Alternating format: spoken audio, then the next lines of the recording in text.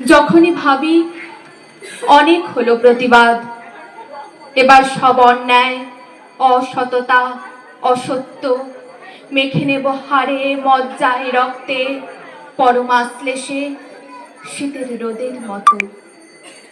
যখনই ভাবি বাঁচার তাগিদে মেরুদণ্ডকে দিতেই হবে নতজানু হবার শিক্ষা, প্রতিবাদ ভুলে অন্ধকারকে আলো বলে স্বীকার করাটাই বুদ্ধিমানের কাজ।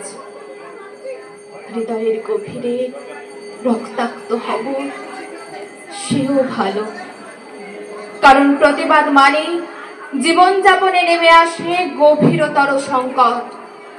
শয়তান হয়ে ওঠার নোংরা আরো বর্বর, তার মুখ হয় আরো বিভৎস, চোখ আরো ক্ষুধার্ত, ক্রোধ আরো উন্মত্ত, রক্ত আরো নারকীয়।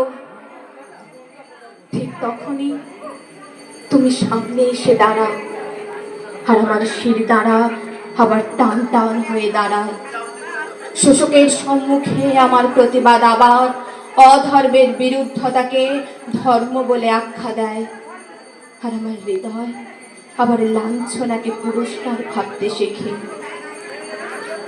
যখন দেখি মানুষের কৃতঘ্ন চেহারা, অকৃতজ্ঞের সর্বব্যাপী অভিব্যক্তি, যখন শুনি ভণ্ড প্রবঞ্চক পায় গুরুর আসন, উমেদার জ্ঞানের শিরোপা, যখন দেখি অর্থের কাছে জীবন কি করুণ ভাবে কৃতদাস, যখন দেখি দারিদ্র্যকে টিকিয়ে রাখার সুচতুর রাজনৈতিক চক্রান্তে যুযুধান প্রতিপক্ষের গলাগলি আর কোলাকুলি, নিবিড়তম সান্নিধ্য বিনিময়, এইসব দেখে ও শুনে যখন হতাশায় নুয়ে পড়ে শরীর, ভেঙে টুকরো টুকরো হয় মনের সব জোর, তখনই তুমি এসে হাত ধরে টেনে তোলো, কানে কানে দাও বীজ মন্ত্র।